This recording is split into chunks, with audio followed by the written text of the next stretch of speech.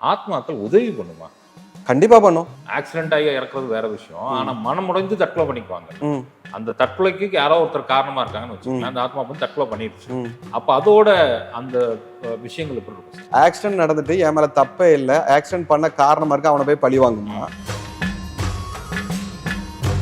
இந்த தற்கொலை இல்ல இந்த மாதிரி அசம்பாவிதங்கள்ல ஏதாவது ஆக்சிடென்ட் ஆகி ரோட் டெத் ஆச்சுன்னா அது வந்து பிறப்பெடுக்க ரொம்ப நாள் ஆகுன்றாங்க. இது எந்த அளவுக்கு உண்மை சார்? பிறப்பு இறப்ப முடிவு பண்றது அதோட கர்ம வினைகளை பொறுத்து தான் இருக்கு. அவங்களுடைய நம்பிக்கை இருக்கு பாத்தீங்கன்னா, அந்த நம்பிக்கையை நான் உடைக்கணும்னு ஆசைப்படல. உண்மையை பார்க்கும்போது அப்படி நடக்கிறது வாய்ப்பு இல்லை. குழந்தையாக இருந்து இறக்கக்கூடிய ஆத்மா வந்து ரிஷிகளாகவோ, இந்த இயற்கையோட நீதி இறைவன் என்ன சொல்றான்னா, உன் சரீரத்துல இருந்து நீ விடுதலை அடையணும்னா ஆக்சிடென்ட் ஆகி இறக்குறது வேற விஷயம். ஆனா மனம் உடைஞ்சு தற்கொலை பண்ணிக்குவாங்க. அந்த தற்கொலைக்கு யாரோ ஒருத்தர் காரணமா இருக்காங்கன்னு வச்சுக்கோங்களேன். அந்த ஆத்மா வந்து தற்கொலை பண்ணிடுச்சு. அப்ப அதோட அந்த விஷயங்கள் எப்படி இருக்கும் சார்? அதாவது நீங்க கேள்வி கேட்டதும் ரெண்டாவது கேள்வி கேட்டதும் நீங்க கேட்க வர்றது என்ன தெரியுமா கேக்குறீங்க?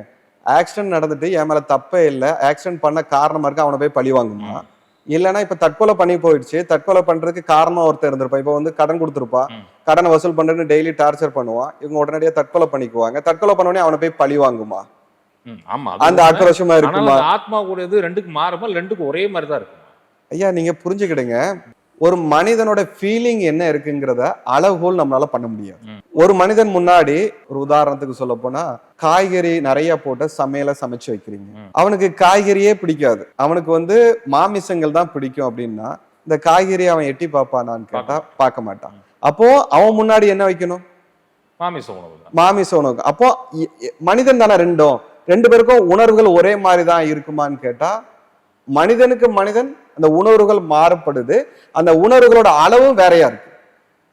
நீங்க வந்து தற்கொலை பண்ணவுடைய ஆத்மாவும் ஆக்சிடென்ட் ஆன ஆத்மாவும் இவங்கெல்லாம் ஒரே மாதிரியா இருப்பாங்கன்னு கேட்டீங்கன்னா கிடையவே கிடையாது. அதே மாதிரி ஒரு இடத்துல தற்கொலை பண்ண ஆத்மா மாதிரி இன்னொரு இடத்துல தற்கொலை பண்ண ஆத்மா இரண்டு மனநிலையும் ஒரே மாதிரி இருக்குமான்னு கேட்டா கிடையவே கிடையாது. அவர்களுக்கு ஏத்த மாதிரி சூழல்கள் மாறும். நீங்க வந்து ஒப்பிட்டு ஒரே மாதிரி பள்ளிக்கூடத்துல வந்து நடந்து போகும்போது எல்லாத்தையும் பிரேயர்ல நிற்கும் போது ஒரே மாதிரி நின்னுங்கன்னு சொல்ற மாதிரி நீங்க இந்த உணர்வுகள்லாம் ஒரே மாதிரி இருக்குமான்னு கேட்குறீங்க. அது உணர்வுகள் எல்லா ஆத்மாக்கும் ஒரே சம்பவம் நடந்திருக்கும். ஒரே பைக்ல போயிட்டு இருப்பாங்க, 2 பேர் இறந்திருப்பாங்க ஆக்சிடென்ட் இல்ல, 2 பேருக்கு வேற வேறையா இருக்கும். ஆமா, பின்னாடி உட்கார்ந்தாலும் தெரியாது என்ன நடந்துச்சு தெரியாது. அவனுடைய குடும்ப பின்புலம் நம்மளுக்கு தெரியாது, முன்னாடி இருக்கிறவனுடைய பின்புலம் நம்மளுக்கு தெரியாது. அப்போ இங்க உணர்வுகள் வந்து நம்ம அளவுகோல் பண்ண முடியாது. எல்லாத்துக்குமே சரீரத்துடைய வேல்யூ தெரியும். விடுவதனால எவ்வளவு கஷ்டங்கள் அனுபவிக்கணும். நம்ம விட்டு நம்ம தனியா இருந்து என்ன பண்ண போறோம்? இப்ப 10 நிமிஷம் நம்ம வந்து தனியா இருந்தாலே நம்மளுக்கு வந்து ஒரு வெறுமை ஏற்படுது. அப்ப சரீரத்துல இருந்து நம்ம வெளியே வந்து நிற்கும் போது எவ்வளவு ஒரு வெறுமை ஏற்படும். அப்போ ஆத்மாக்கு ஏற்றாற் போல அந்த உணர்வுகள் இருக்கதான் செய்யும். நான் படிச்ச விஷயங்களோ, நான் கேட்ட விஷயங்களோ, இல்ல எனக்கு தெரிஞ்ச அறிவுல சிற்றறிவுல அறிஞ்ச விஷயத்திலயோ, இயற்கையா ஒரு மரணம் நடக்குது அப்படிங்கிறப்ப அவங்களுடைய பிறப்பு சில காலத்துல வந்துடும். இந்த தற்கொலை இல்ல இந்த மாதிரி அசம்பாவிதங்கள்ல ஏதாவது ஆக்சிடென்ட் ஆகி ரோட் டெத் ஆச்சுன்னா அது வந்து பிறப்பெடுக்க ரொம்ப நாள் ஆகுன்றாங்க. இது எந்த அளவுக்கு உண்மை சார்? அதாவது மனிதனுடைய மூளையை கொண்டு நீங்க ஆத்மாவுடைய பயணத்தை முடிவு செய்றீங்க. அதாவது தற்கொலை செஞ்சு கொண்டுட்டாங்கன்னா அவங்களுக்கு பிறப்பெடுக்கிறதுக்கு காலதாமதமாக, அந்த ஆத்மா வந்து பித்ருலோகத்துக்கு போறதுக்கே ரொம்ப நாள் ஆகும் அப்படின்றாங்க. இல்ல, இது அப்படிலாம் கிடையவே கிடையாது. நீங்க புரிஞ்சு கொள்ள வேண்டியது என்னன்னு கேட்டீங்கன்னா, ஒரு ஆக்ரோஷமா ஒரு ஆத்மா இருக்கு. என்னன்னு கேட்டீங்கன்னா, தற்கொலை செய்து கொண்ட ஆத்மாவா இருக்கலாம், இல்லைன்னா ஆக்சிடென்ட்ல இறந்து போன ஆத்மாவா இருக்கலன்னா பொதுவா அது ஆக்ரோஷமா தான் இருக்கும். ஏன்னா தனக்கு இப்படி ஒண்ணு நடந்து போச்சு, அதனால அது கண்டிப்பா ஆக்ரோஷமா இருக்கதான் செய்யும்.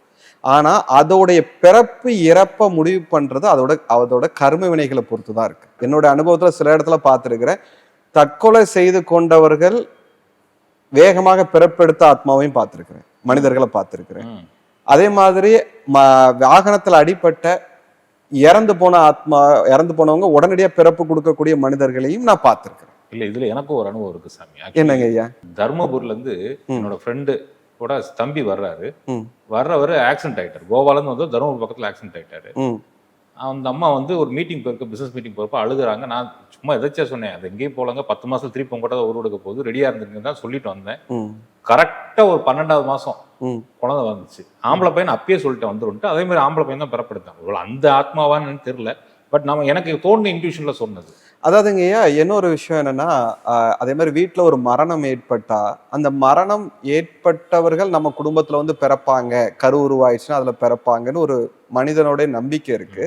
அந்த நம்பிக்கைக்கு நான் எதிரா சொல்றதா நீங்க நினைச்சிடாதீங்க. இல்ல இல்ல ஆமா, சொல்லுங்க ஏன்னா அந்த சொல்லுங்க. நம்பிக்கை சிலவர்களுக்கு ஒரு தைரியத்தை கொடுக்கும். என்னன்னு கேட்டீங்கன்னா, நம்ம வீட்டுல என்னுடைய மகன் இறந்து போயிட்டான், அவன் என்னுடைய மருமகள் வயித்துல வந்து பிறந்திருக்கிறான், இல்லைன்னா என்னுடைய தாய் இறந்து போயிட்டா, என் தாய் வந்து என்னுடைய மனைவி வயித்துல வந்து பிறந்திருக்கிறா, அவங்களுடைய நம்பிக்கை இருக்கு பாத்தீங்களா, அந்த நம்பிக்கையை நான் உடைக்கணும்னு ஆசைப்படல. ஆனா உண்மையை பார்க்கும்போது அப்படி நடக்கிறது வாய்ப்பு இல்லைங்க. ஏன்னா அதற்கான வாய்ப்பே இல்லை. ஏன்னா ஒரு ஆத்மா சரீரத்தை விட்ட பிறகு அவங்களுடைய கர்ம வினைகளுக்கு ஏற்ற மாதிரி தான் சரீரம் கொடுக்கப்படும். அது இந்த இல்லத்துலதான் கொடுக்கப்படும் அப்படிங்கிற ஒரு கணக்குங்கிறது இல்ல. மனிதனுடைய மூளை என்னைக்குமே வந்து என்னன்னு, நம்ம கூட வாழ்ந்தவங்க நம்ம கூட இருக்கணுங்கிறத ஆசைப்படும். அதை வைத்து அவர்கள் நினைப்பார்கள். அவங்களுடைய அதே மாதிரி இன்னொரு சம்பவம் நடக்கும். இறந்து போனவங்களுடைய செயல்கள் எல்லாமே பிறக்கக்கூடிய குழந்தைகள் செய்து காட்டும். இதுதான் நான் இப்ப சொல்ல வந்து நீங்க சொல்லிட்டீங்க. படிச்சீங்களா என்னன்னு தெரியல. செயல் பண்ணு காட்டும். உடனடியே நமக்கு என்ன தோணும்னு கேட்டீங்கன்னா, இறந்தவர் தான் நம்ம வயித்துல பிறந்துட்டாங்க, அந்த செயல் நம்மளுக்கு வந்துருச்சு அவங்க நினைப்பாங்க. ஆனா இதற்கு முக்கிய காரணம் என்னன்னு கேட்டீங்கன்னா, அந்த கருவை சுமந்துட்டு இருக்கக்கூடிய தாய் இறந்து போனவர்களுடைய பழக்க வழக்கங்களை அதிகமாக சிந்திச்சிட்டு இருப்பாங்க. அந்த பழக்க வழக்கங்களை அந்த ஆத்மா தான் என் உடம்புல இருக்கு, என் வயிற்றுல கருவுல இருக்கிறதா நினைக்கிறதுனால அந்த உயிரை அந்த வெளியே வந்த பிறகு அந்த ஆத்மா செய்த அந்த செயலை இது செய்யும். இது ஒன்று. அடுத்தது கூட இருக்கக்கூடிய எல்லாருமே அந்த கரு வயிற்றுல இருக்கக்கூடிய கருவை அதிகமாக சிந்திப்பாங்க. இவர்கள் வந்து பிறக்க போறாங்கன்னு சிந்திக்கிறதுனால இவர்கள் எண்ணத்தினாலும் கூட அந்த இறந்து போன ஆத்மா செய்த செயல்கள் பிறக்கக்கூடிய அந்த கரு செய்வதற்கான வாய்ப்பு இருக்கு. ஆனா அந்த கரு தான் இங்க வந்து பிறக்கும் அப்படிங்கிறது கிடையாது. வாய்ப்பு 100க்கு 100 கிடையாது. இப்ப நீங்க சொன்னீங்க இல்லையா, அந்த பிறப்படுத்தவர்கள் நான் பார்த்திருக்கேன், தற்கொலை பண்ணவங்க பிறந்தவங்க நான் பார்த்திருக்கேன். எங்க பாத்திருக்கீங்க, எப்படி நீங்க ரிலீஸ் பண்ணீங்க? அதாவதுங்கய்யா ஒரு சம்பவம் நடந்தது. என்ன பாக்குறதுக்கு ஒரு நண்பர் வந்திருந்தாரு. அவர் நண்பர் வந்தவர் என்னன்னு கேட்டீங்கன்னா, எதை எடுத்தாலும் ரொம்ப பயந்துகிட்டே இருந்தார். நம்ம ஏதாவது ஒண்ணு சொன்னார்னா, இல்ல இது இப்படி நடந்துரும், நாளைக்கு எனக்கு இது மாதிரி நடந்துரும், இப்படி ரொம்ப பயத்துல உச்சத்துல இருந்தாரு. இப்ப கமலோடைய தெனாலிராமன் படத்துல அவர் வந்து எதை பார்த்தாலும் பயம் பயம் பயம் பயம் வரல, அந்த மாதிரி பயங்களா இருந்துட்டு இருந்தது. அப்போ அவர் என்கிட்ட சொல்யூஷன், எனக்கு ஏன் இந்த மாதிரி பயம் வருதுன்னு தெரியல, ஆனா நான் வந்து நிறைய மோட்டிவேஷன் கிளாஸ்க்கு போயிட்டு இருக்கிறேன், அதே மாதிரி நான் நிறைய விஷயங்களை ப்ராக்டிக்கலா சரிப்படுறதுக்கு ட்ரை பண்றேன், ஆனாலும் எனக்கு அந்த பயம் எனக்கு போக மாட்டேங்குது அப்படின்னு சொன்னாரு. அது பயம், அவருக்கு வயசு என்ன பாத்தீங்கன்னா 42 வயசு. 42 வயசும் அவருக்கு பயமா தான் இருக்கு. எதை பார்த்தாலும் பயம். மனைவியை வந்து சிறு சிறு விஷயத்துக்கு மனைவியை தான் முன்னாடி அனுப்புவார். அப்ப அவர் என்கிட்ட இதை பத்தி கேட்டுட்டு இருக்கும் போது எனக்கு என்ன தோணுச்சுன்னா, ஓகே இவருடைய பிறப்பு என்னவாக இருக்கும் நம்ம தெரிந்து கொள்ளலாம் அப்படின்னு நான் முயற்சி பண்ணும்போது அவருடைய பிறப்பை நான் பார்க்கக்கூடிய வாய்ப்பு கிடைக்கும் போது, அவர் முன் ஜென்மத்துல தற்கொலை செய்து கொண்ட ஆத்மா உடனடியா பிறப்பு கொடுக்கப்பட்டிருக்கு. தற்கொலை செய்திருக்காரு, செய்திருக்காரு ஏதோ ஒரு காரணத்துக்காக. அது பொருளாதார சுமைகளா இருக்கலாம், அது குடும்பம், அதுனா அதுக்குள்ள எதற்காக தற்கொலை பண்ணாருன்னு நான் போகல. ஆனா இவர் தற்கொலை பண்ண பிறகு அவருக்கு அந்த காலம், அந்த இப்போ வந்து ஒரு ஆத்மாவா வாழக்கூடிய அந்த இருக்கக்கூடிய பித்ருலோகத்துல வாழக்கூடிய காலம் இருக்கு பாத்தீங்களா, அந்த காலம் வந்து அதிகமாக கொடுக்கப்படாதனால, உடனடியா பிறப்பு கொடுக்கப்படுறதுனால அதுக்கு பயம் அந்த மனிதர்கிட்ட இருந்து வெளிப்படுறத நான் உணர்ந்தேன். அப்போ அவருக்கு சில முறைகள்ல சொல்லி இது வந்து ஆத்மா, நீங்க எதையும் பார்த்து பயப்பட வேண்டிய அவசியம், அவரை கொஞ்சம் கொஞ்சமா ரெக்கவர் பண்ணி இப்ப கொண்டு வந்துட்டேன். ஆனா நான் அவருடைய முன் ஜென்மத்தை பார்த்தேன்னா அவருக்கு நான் தெரியப்படுத்தல. நான் காரணத்தை தெரிந்து கொள்ளும் போது இதை நான் தெரிஞ்சுக்கிட்டேன். இது எப்படி நீங்க பாத்திர முடியுமா? இது மாதிரி குருஜி சொல்லி கொடுத்துருக்காரு உங்களுக்கு? அதாவதுங்க, நீங்க மெடிடேஷன் பண்ண போறீங்கன்னு வச்சுடுங்களேன், இப்ப நல்லா நீங்க தியானங்கள் தொடர்ந்து பயிற்சிகளை இருக்கும்போது சில மனிதர்களை பார்க்கும்போது அவர்களுடைய ஒட்டுமொத்த விவரங்களை நம்மளால உணர முடியும். இது எல்லா விஷயத்துக்கும் நடக்காது. இப்ப நான் உங்களுடைய வருங்காலத்தை நான் தெரிஞ்சுக்க போறேன், இதுக்கு முன்னாடி எங்க பிறந்தீங்க தெரிஞ்சுக்க போறேன்னு சொல்லிட்டு நான் ரொம்ப கட்டளை போட்டு நான் தெரிஞ்சே தீர்வேன்னு போனா என்னால அது பார்க்க முடியும். எதேச்சையாக எனக்கு அது நடந்த சம்பவத்துல அதை நான் அன்னைக்கு என்னால உணர முடிஞ்சது. உணர்ந்த பிறகு நான் ஓகே இவர் இப்படிதான் இருக்காரு, இதுல இருந்து ரெக்கவர் ஆகிறதுக்கு என்ன பண்ணணுமோ அதுக்கு சில உத்தரவுகள் கிடைச்சதோ அதை வச்சு அவர்கிட்ட சொன்னேன். இப்ப கொஞ்சம் பரவாயில்ல, முழுவதும் சரியாயிட்டாருன்னு நான் சொல்லல. முன்பு என்ன பார்க்க வர்றதுக்கு இருந்ததை விட இப்போ ஒரு 60 பங்கு பரவாயில்ல, 40 பங்கு இன்னும் கொஞ்சம் பயத்துலதான் இருக்கா. காலம் அவருக்கு கொஞ்சம் கொஞ்சமா சரிப்படுது. இதை வச்சுதான் சொன்னேன் நான் உங்ககிட்ட, அந்த இறந்த தற்கொலை செய்த ஆத்மாவுடைய நான் இறந்ததை நான் பார்த்திருக்கிறேன் அப்படிங்கறத நான் உங்ககிட்ட சொன்னேன். நிச்சயமா சாமி, நிச்சயமா. இப்ப ஆத்மாக்கள்னால பயம் இல்லைன்ட்டீங்க, ஆத்மாக்கள் உதவி பண்ணுமா? கண்டிப்பா பண்ணும். அதுவும் நான் ஏன் கேட்கிறேன்னா பர்டிகுலரா உங்களுக்கு அதுல எக்ஸ்பீரியன்ஸ் அதிகம். கண்டிப்பா சொல்லுங்களேன், என்னென்ன உதவிகள் பண்ணி. அதாவது இது எல்லார் குடும்பத்திலயும் நடக்கும். நீங்க நினைக்கலாம் இப்ப எனக்கு மட்டும் நடந்துட்டதா நீங்க நினைச்சிட்டு நான் வந்து ஒரு சாது இல்லைன்னா ஒரு சன்னியாசி அந்த பாதையை பின்பற்றேன், எனக்கு இவர்கள்லாம் உதவுறாங்க அப்படின்னு சொல்றதை விட எல்லாத்துக்கும் அந்த உதவிகள் நடக்கும். ஒரு உதாரணத்துக்கு ஒரு விஷயத்த சொல்றேன். அவர் பேர் வந்து அன்பு குமாரா, இது ஒரு ஒரு நண்பர் பேரு. அவர் வந்து என்னை பார்க்கறதுக்காக வந்திருந்தாரு. மகாராஷ்டிரா மும்பையில பார்க்க வந்திருந்தாரு. அப்போ அவர் உடம்ப வந்து ஹீல் பண்றதுக்காக, ஏன்னா அவருக்கு தொடர்ந்து நோய், அவருக்கு எப்போ பார்த்தாலும் அவருக்கு உடல்ல வந்து நோய்கள் வந்து சின்ன சின்ன விஷயங்கள் ஏற்பட்டுட்டே இருந்தது. அப்போ அவர் என்னை பார்க்க வரும்போது நான் என்ன பண்ணேன்னா, அவர் உடம்ப ஹீல் பண்ணுவோமே அப்படின்னு சொல்லிட்டு அவரோட சக்கரத்தை நான் ஹீல் பண்ணிட்டு இருந்தேன். பண்ணும்போது என்னை சுத்தி ஒரு பெண் ஆத்மா நடமாடுவதை என்னால உணர முடிஞ்சது. அது வந்து கெட்ட ஆத்மாவா இருக்க வாய்ப்பு இல்லை, ஏன்னா நம்ம பக்கத்துல அது அதிகமாக ஒன்றி இருக்கு அப்படிங்கிறதுனால அது கெட்ட ஆத்மாவா இல்லைன்னு எனக்கு தெரிஞ்சது. அவர் உடலை நான் நல்லா சுத்தம் படுத்தி அவருக்கான சக்தி ஊட்டுதல்கள் எல்லாமே நான் பண்ணி முடிச்சுட்டு அந்த நீரை எடுத்து என் பக்கத்துல இருக்க ஒருத்தவங்களை போய் கொட்ட சொன்னேன். கொட்டின பிறகு அவங்க கிளம்புறாங்க. அந்த உருவத்தை நேரடியா பாக்குறேன். ரொம்ப இப்ப எப்படி நீங்க உட்கார்ந்து இருக்கீங்களோ அந்த மாதிரி அந்த உருவத்தை பாக்குறேன். அப்ப உருவத்தை பார்க்கும்போது ஏன் நம்ம பக்கத்துல இப்படி நிக்குது அந்த உருவம் அப்படின்னு எனக்குள்ள ஒரு சின்ன அச்சம் வந்ததுனால எனக்குள்ள அந்த கேள்வியை நான் வந்து எனக்கு வழிகாட்டக்கூடிய ஆத்மா கிட்ட நான் வந்து அந்த கேள்வியை நான் கேட்கும் போது அவங்க சொல்றாங்க, இப்ப நீங்க ஹீல் பண்ணிட்டு இருந்தால அவருடைய தாயார் அவங்க. பாருங்க, இப்போ இறந்ததுக்கு அப்புறம் கூட காத்துக்கிட்டு நிக்கிறாங்க. தாயார் அவங்க அப்படின்னாங்க. எனக்கு ஒண்ணுமே புரியல. அப்போ கேட்கும்போது அவர்கிட்ட நான் இதை வந்து அவர்கிட்ட சொல்லல. அப்போ அவர்கிட்ட கேட்கிறேன், இதை நான் உத்தரவு தாயாருன்னு தெரிஞ்சுக்கிட்டேன். அதுக்கப்புறம் நான் அவர்கிட்ட உரையாட ஆரம்பிக்கும் போது உங்க குடும்பம் எப்படி, நீங்க எந்த ஊர்ல பிறந்தீங்க, அவர் ஏதோ உளுந்தூர்பேட்டைக்கு பக்கத்துல ஏதோ ஒரு கிராமத்துல பிறந்ததாகவும், அவர் வந்து சிறு வயசுல 6 மாத குழந்தையா இருக்கும் போதே அவருடைய தாயார் இறந்திருக்காங்க. பாட்டி வளர்ப்புல வளர்ந்துருக்கிறாரு. அவங்க அப்பா வந்து திருமணம் பண்ணாம அந்த ஒரே ஒரு பையன் தான் இருக்காங்க, வீட்டுல மத்த யாரும் இல்லை. அப்ப நீங்க யோசித்து பாருங்க, அந்த ஆளுக்கு இப்போ 48-49 வயசு இருக்கும். அப்ப 48-49 வயசுக்கும் அந்த ஆத்மா, அந்த தாய் வந்து அந்த மனிதர் கூடயே இருந்திருக்காங்க. அப்ப அது உதவி செய்யாமலே இருக்கும் சொல்லுங்க. நிச்சயமா நிச்சயமா நிச்சயமா. அப்போ இப்ப நான் என்னுடைய வாழ்க்கையில எனக்கு இப்ப உதவி செய்துட்டு இருக்க ஆத்மாவை மட்டும் நான் சொல்றதை விட உங்களுக்கு கூட இருந்தக்கூடிய உங்க மேல அன்பா இருக்கக்கூடிய ஆத்மா உங்களுக்கு உதவதான் செய்யும். இந்த டிவி நிகழ்ச்சியை பார்த்துட்டு இருக்கிறவங்களுக்கும் அவர்கள் வாழ்க்கையில அவங்களுக்காக உயர்வா நினைக்கக்கூடிய ஆத்மாக்கள் அவர்களுக்கு உதவி செஞ்சுட்டு தான் இருக்கும். ஏதாவது ஒரு ரூபத்துல உதவி செஞ்சுட்டு தான் இருக்கும்.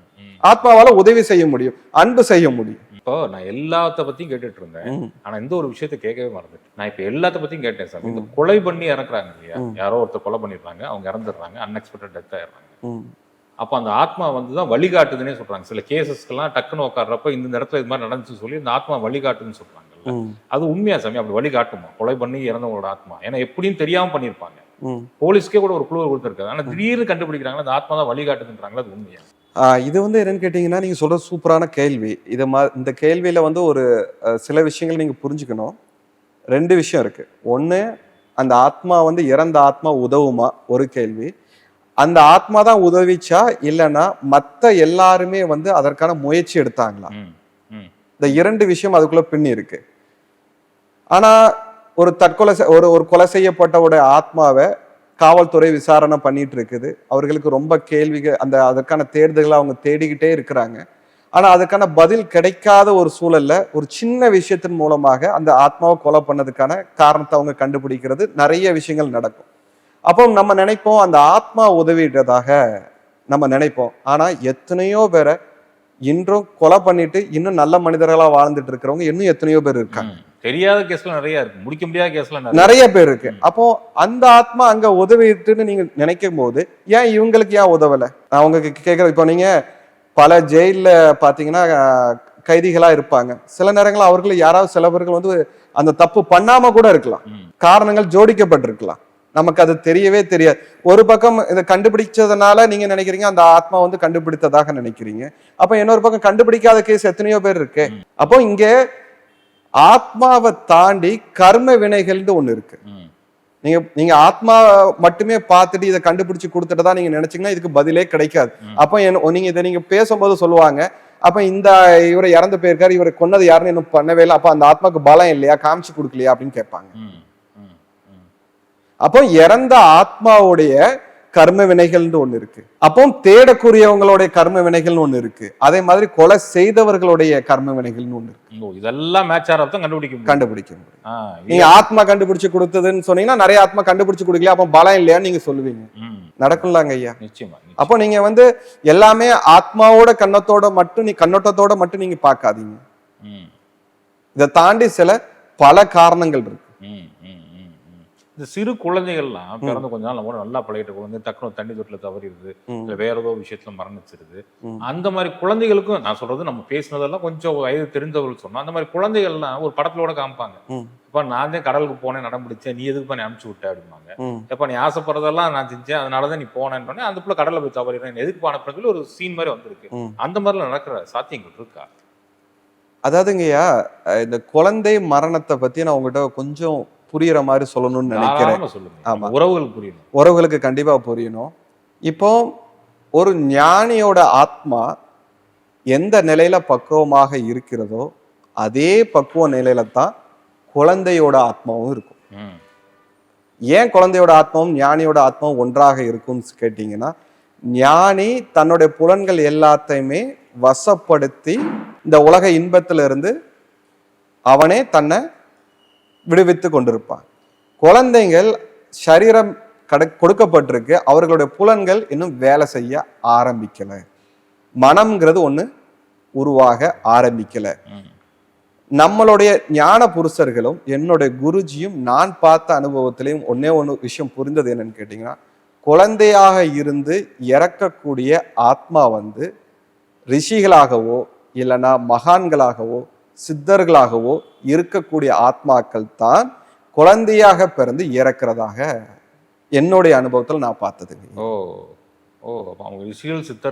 சித்தர்கள் தான். இப்போ ஏன் அவங்க மட்டும் குழந்தையா பிறந்து இறக்குறாங்க அப்படின்னு நான் சொல்றேன்னா, இப்போ நான் தினமும் மந்திர உபாசனைகள் மூலமாக பயிற்சி செஞ்சுக்கிட்டே இருக்கிறேன், ஞான கருத்துக்கள் எல்லாமே கேட்கிறேன். ஒரு கட்டத்துல நான் அந்த பிரம்மத்தை பத்தி ஒரு புரிதல் எனக்கு ஏற்படுது, கடவுளை பத்தி ஒரு புரிதல் ஏற்படுது. இந்த சரீரத்தை நான் விடுவதற்காக முயற்சி பண்ணி நான் பயிற்சி செஞ்சுக்கிட்டு இருக்கேன், சாதனை பண்ணிக்கிட்டே இருக்கிறேன். பிரம்ம தரிசனத்தையும் நான் பெற்றுட்டேன். பிறகு எனக்கு இங்க என்ன வேலை? நான் என்ன பண்ணிடுறேன்? நானே தற்கொலை பண்ணிக்கிறேன். நான் தான் பிரம்மத்தை உணர்ந்துட்டேனே. அப்ப தற்கொலை பண்ணும்போது இந்த இயற்கையோட நீதி இறைவன் என்ன சொல்றான்னா, உன் சரீரத்துல இருந்து நீ விடுதலை அடையணும்னா கர்ம வினைப்படிதான் நீ விடுதலை அடையணுமே தவிர நீ சுயமா நீனே